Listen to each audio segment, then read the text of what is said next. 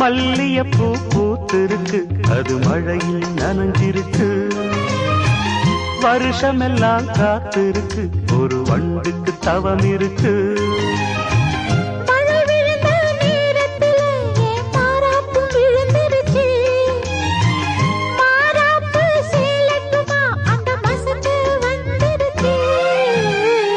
மல்லியப்பூ பூத்திருக்கு, அது மழையில் நனைஞ்சிருக்கு.